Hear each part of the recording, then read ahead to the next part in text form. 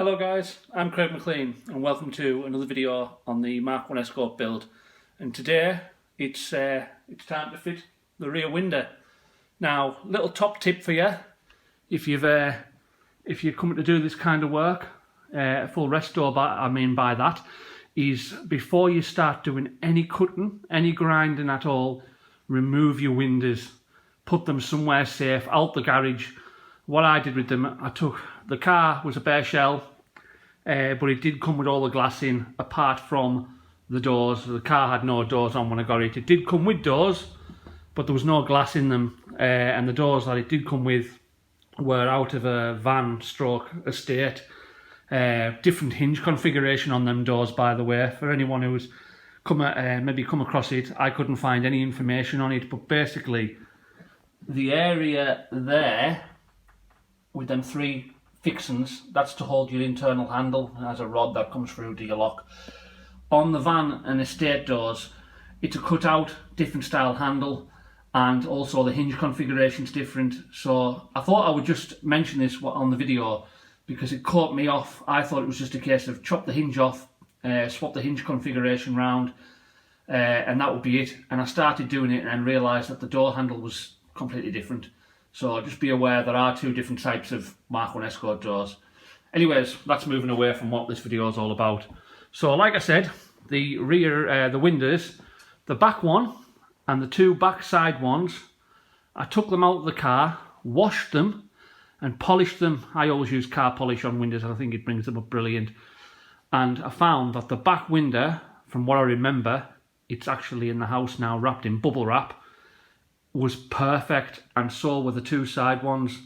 The windscreen was scratched to hell. That won't be going anywhere near the car, and as I've mentioned on previous videos, it's getting a heated screen anyways. So the rear window is now sat on my sofa downstairs, wrapped in bubble wrap. So let's go in the house, get it unwrapped, get the sail fitted to it, and we'll take it from there. And here's the window in question, wrapped in bubble wrap. I probably didn't mention to you before, but the reason why I said to remove your glass before you start any welding and grinding is welding sparks and grinding sparks. They pit the glass. You can't get it off. It doesn't seem to matter what you do. You can't get rid of that pitting.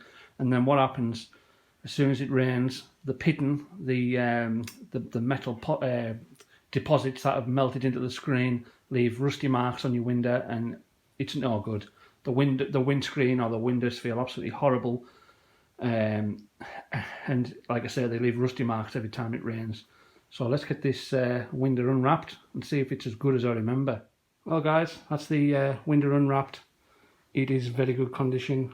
It's not absolutely perfect. There is the odd scratch here and there. Nothing that I'm certainly not anything I'm bothered about anyways.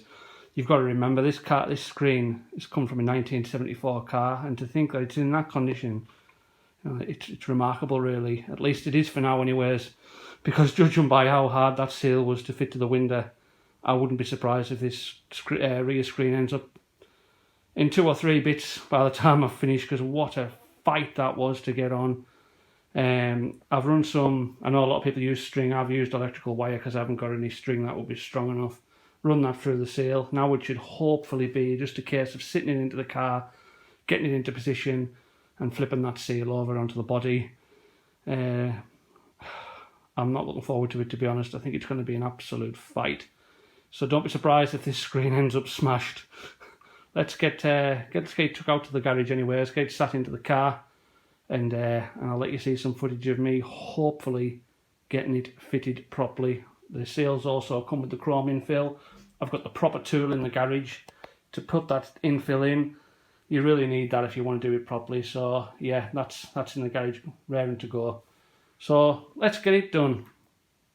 This is the tool I was talking about, guys. It's basically a modified screwdriver, really.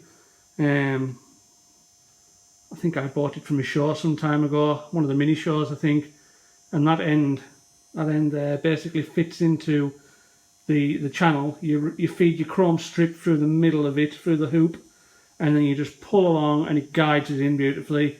I tried doing it years ago with 2 screwdrivers, and you risk slipping and scratching your paintwork, so I would recommend anybody putting a screen in, get one of these tools, because they do make life a lot easier. They're a godsend.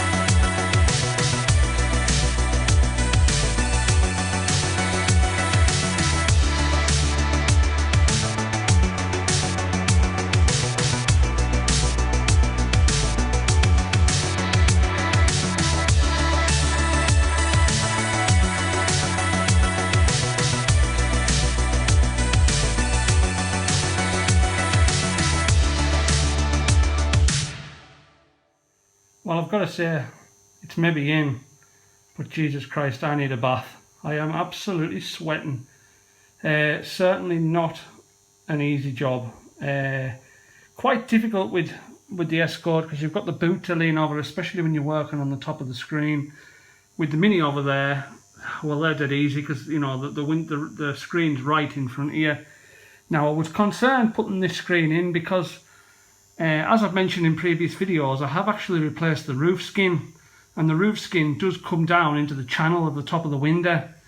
And after it was all welded and bonded in place, the driver's side top corner, I had a feeling was maybe 2 or 3 mil further back than it should be. It looked perfect, all the lines lined up and everything, all the curves lined up, but the lip, I mean the lip on the roof where it spot welds to the top rail along there, it was maybe just too long. Maybe the lip was just too long, but it overhung quite a bit at one side and it was in line on the other side, which led me to believe that maybe I've got the screen in slightly the wrong position. But the window's gone in without too much hassle. I haven't had to take it back out, that's the main thing. That's actually the first time I've used the method where you use the wire in the channel. I normally put the rubber onto the car and then slide the glass into the rubber and flip the rubber over. But I decided, you know, a lot of people use this method where you use the wire or the string in the channel, and I've got to say it is definitely a good idea. It works, it really does work well. So it's in, the chrome strip's in. Probably the most keen amongst you will have noticed that at the top there where the join is, I haven't got one of the little metal joiners. That's something I do need to order, and I will order that probably tonight and get that fitted when it comes. It just neatens the job up. So that's the screen in, and that's probably it for today. I'm pleased how it looks. I'm absolutely flabbergasted that the window is as old as it is, and in such remarkable condition, because there's hardly a mark on it. I've looked at it closely. I've cleaned it up, and it's great for such an old screen. If I said it was an easy job, you could call me Pinocchio.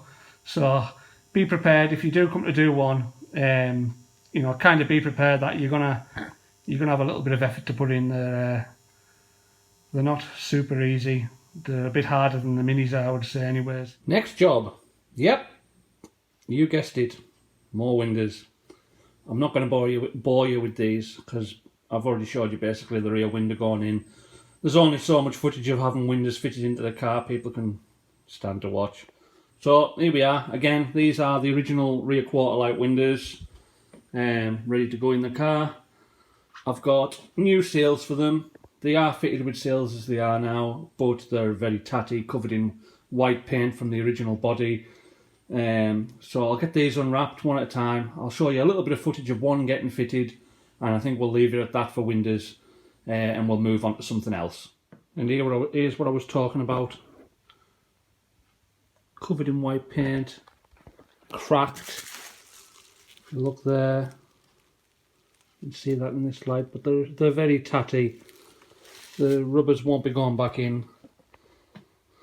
But the windows will. The windows are very good. I'm not expecting any real hassle with these windows because they're smaller, they're more manageable. There's no lock and strip like we've got in the rear screen. So I am expecting these to go a lot smoother. I've seen a lot of these rear windows fitted with new seals, and the seals are all buckled in the corners and they look awful. So if these turn out like that, I'll be sending the seals back. But fingers crossed, let's see how it goes.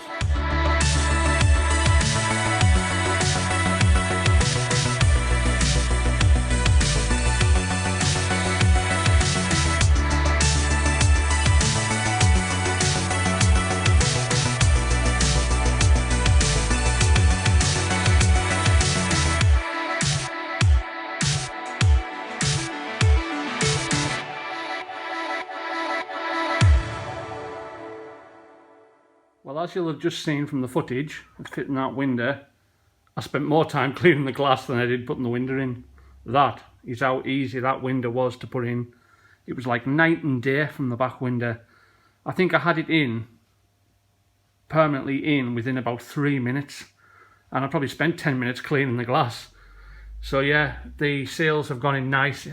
Not like I was saying before. I did notice a car at one of the shows I went to, and I think it was this top corner here, all the rubber was all puckled up and it looked like it was scrunched together. It looked awful. And I thought, oh, bloody hell, I hope mine don't turn out like that, or I'll be sending the rubbers back. But no, that's a fantastic fit. If the other one goes in as easy as that, I'll be happy. I'm not going to record doing the other window. It's basically exactly the same as that. So yeah, I'll leave that here. And we'll move on to the next job. Right, bit of a change next, guys. Just recently I've been making a bit of a list of what I need going forward to progress the build. And one of the things on top of my list was a wiring loom. Little did I know that in one of the boxes of many parts that the car came with when I bought it is a full wiring loom. I was absolutely over the moon because I don't think you can buy new looms, or I haven't seen them if you can. But any I've seen secondhand generally go for top money, and this I found it in a bag inside a box on one of my shelves, and it's the three parts: the internal, the engine bay, and the rear section. It's complete, and the good thing about it is there's very little bodges. So this is one of the bodges. I cannot stand these Scotch clips. They want launched in the nearest bin, so they will, I guarantee you, they'll be removed by the end of today.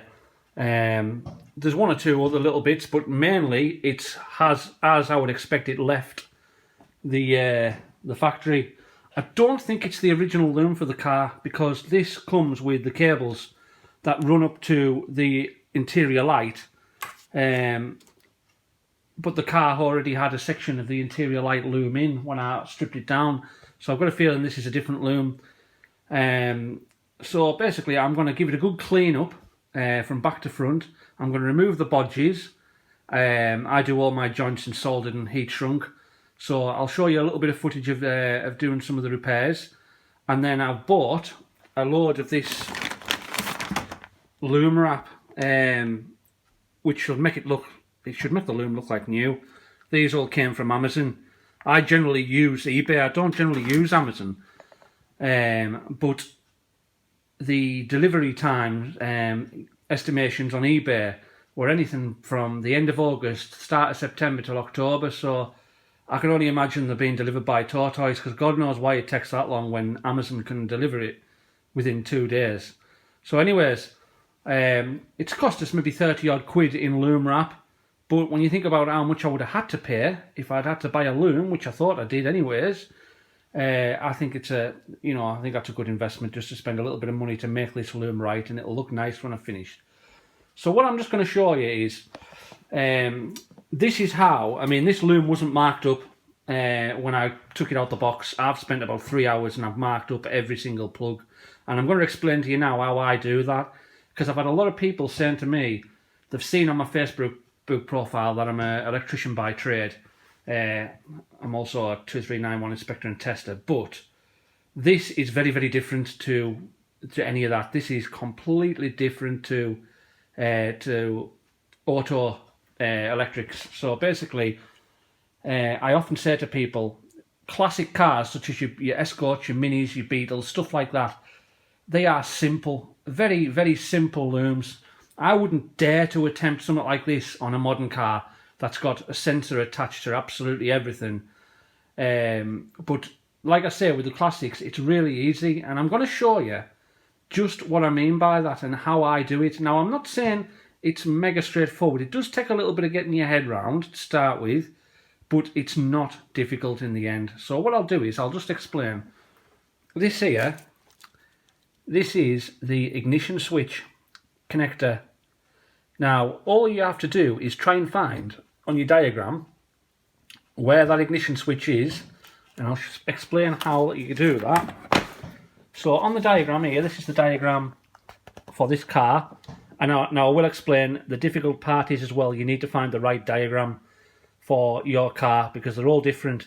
But what you will notice is that's the ignition switch there, number 41. Every item has got a number. So if you turn back a page and you go to the list, you'll see there number 41, just near the top there, ignition switch. And every item on that loom is itemized. So if we now go back to item 41, I can now see that we've got a white W, 2 browns connected together, and a brown on its own. We've also got white and red, another white, a pink with a white stripe, and a white with a pink. I'm not sure that white with the pink stripes there. Anyways, I'll go to the, and you'll see that the colours are all there. Brown, white with a red stripe, pink with a white stripe, 2 whites, 2 browns. It's all there, and all you have to do is marry that up. So basically you need to find the colours on the diagram and match them to the loom. Now over the page it'll explain to you as well what they mean. So there you go, that's your codes for your colours. It takes a lot of doing. In fact, the wife actually came down to us the other day. I wasn't here that long. She said, she came to the door, she says, can you come in the house and give me a lift with something? So I went to the door, went to walk in, and she says, can you come and help me lift the bed down the stairs, because you may as well move into this garage. Yeah, I do. I walk through the door into this garage. I love it. I love what I do in here, and I sometimes forget where the bloody house is. So yeah, it does take a bit of time, but I've marked up the full loom using this diagram. Now, this is in the back of the Haynes manual. A lot of people probably look at these diagrams and think, oof, God, no, I'm not looking at that. But other than the fact that the lines go for your eyes, you've got to follow the cables along. They're really simple to follow. So like I say, all you need to do is find the item number, find the cable colours, match it to your loom, and you can mark your plugs up. So that's how I do it. Hopefully that'll be of help to some of you, because it's as simple as that. It's a classic loom. There's not a lot. I mean, we're talking one speed fan heater. I think this has got. I don't know whether it should have 2. I'm going to look into that. It's very, very basic. So you can figure it out. So what I'll do is I'll upload a little bit of footage of me doing some of the repairs, how I do it, and then I'll show you the loom when it's finished, and what it's gone from and to. I'm also going to mark it up properly, because these were just put on roughly just so I knew what was what. I think there's only one cable I haven't been able to figure out what it is, and And this is the switch for the heater switch. And you can see there it's got a green with a yellow stripe. And now that's supposed to go, according to the diagram, to the heater supply plug here. But for some reason it's up here by the ignition switch with a crimp on the end. So I have no idea why that's going up there. I'm sure it'll become apparent when I get it back in. I should mention this loom doesn't have the parts for the hazard warning lights and the rear heated window. They're separate looms that I've got my eye on eBay at the minute, so I'm hoping to win them tomorrow. So I'll show you a little bit of footage in a minute of me doing some of the repairs. So as I was saying earlier, guys, this is how I do my joints. I'm not a lover of bullet connectors, connector blocks, stuff like that. To me, they're just too bulky. And whenever I've watched Auto Sparks, this is the way they've generally done it. So this is the way I do joints in looms in cars. Whenever I've done them, I've never had any issues with any of the soldered joints I've ever done. They're generally pretty bulletproof. So yeah, basically, obviously you need to replace the wire with the same gauge. That's absolutely essential. You don't want to have too many amps going through a too small a cross-sectional area of cable. So what this brown cable is here, it's out the loom. It feeds the interior light from the ignition permanent live side. And at some point, I think it's got melted and they've just cut it back and left it. So the interior light would never have worked for God knows how long. So basically, if you just take the two, strip them back. I've actually already twisted them together. But try not to twist the ends together after you've stripped them back. And just take the two cables, slide them into each other like that, twist nice and tight, so you end up with a joint like that, nicely in line. And then take your soldering iron, apply a bit of soldering iron onto solder onto the iron first, and just sit the iron below the cable. The solder helps to direct the heat. And then just apply more solder, move along.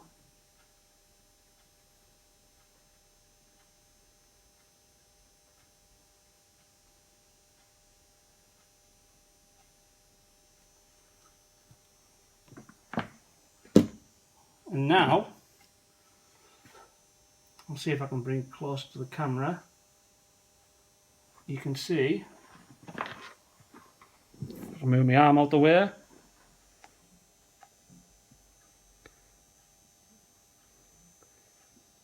Nicely soldered joint. If I was to pull that tight, I would not expect that that joint to break. Obviously with bullets and stuff, they can come apart, they can get corroded. Once this is behind heat shrink, it should be airtight. If you were to pull on these two cables, I would expect the cable to break somewhere else before the soldered joint. So basically you just slide your heat shrink up over the joint, make sure it's well covered.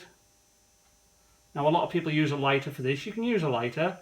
I tend to just use the soldering iron for this bit and just run it along the bottom. It's probably a little bit big, this heat shrink, in fairness. I've run out of the small stuff, but it's more of for a demonstration purpose than anything. I've done this.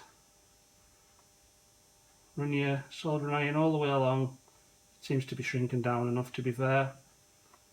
Obviously all heat shrink have only got a certain point that they can shrink to, but this is definitely shrunk down enough for what I'm looking for now.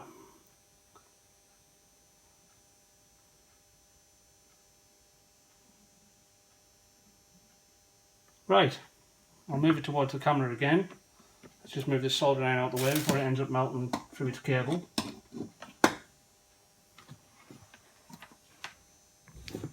And there you can see, nice joint. So yeah, that's how I tend to do them. I think that looks far neater, far better, far more professional than bullet connectors, than connector blocks. And once that's put back into the loom back into the loom there, you won't know it's there. If you're doing multiple joints, what I will say is try and stagger them. You don't want them all in one place. Try and, you know, stagger them up and down the loom so they're not all bunched up together. It also helps for, you know, if you've got any sharp solder or anything sticking through, that just happens to stick through the heat shrink. You don't want it earthing out onto it, or, you know, arcing out onto another cable. So putting your joints staggered is probably a good idea. So yeah, that's it for the joint. Well, I've got to say, I'm quite impressed with that. I did hope it would turn out good, but I didn't quite expect it to turn out as good as it has. You've got this section here that goes up the passenger side front air post up to the interior light. That's the brown cable. Further back, like you seen me soldering earlier. It's all nicely loomed in. It just looks like new. All the plugs have cleaned up nicely, and I've got every single part labelled up, so when it comes to putting it in the car, I know exactly where to lay stuff. So for example, we've got headlight switch, so you know whereabouts in the dash the headlight switch is, you know where that section of the loom needs to be. You've got here, I'll just read that. That's the indicator flasher unit. Don't suppose it matters where that goes. Go to the other end of the loom. You've got the engine. That's the right hand side engine loom plug that goes to the engine loom. You've got the two cables there. They are the brake switch down on the pedal box for the brake lights.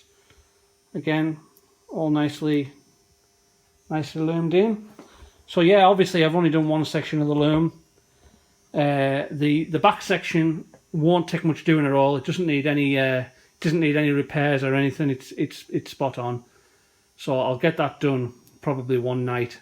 And the engine loom, well, the engine loom will be getting a lot of modification because it's got a voltage stabilizer for a dynamo, so that will all be getting ripped apart, redone for an alternator with this having a ST170 motor. But at least I can start getting this section laid in now. I'm quite impressed with that. So one more thing I am going to do, before I put the loom into the car, I probably should have done it before I wrapped it, but I got carried away with the wrapping, is I'm going to check continuity on every single core. So basically, I'm just going to use a beep test, so it'll be multimeter, and I'll do that from every core start point to every core finish point. Make sure I've got no breaks anywhere. The last thing you want to do is have to fight on with the loom when it's in the car. Well, I'm going to leave that video here. In 2 weeks' time, I'm actually having a trip to GS Escorts near Liverpool, and I'm hoping to get some bits, so that'll determine exactly what happens next. I hope you found the content of this video helpful, in particular the electrical part, because I get a lot of people asking me about, you know, how do you carry out electrical part, because people think because I'm an electrician by trade that, you know, car electrics are similar. Well, they're not, as I've explained in the video, and I'm sure you can pick it up if you just follow what I do from the video using the Haynes manual. I'm sure you'll figure it out.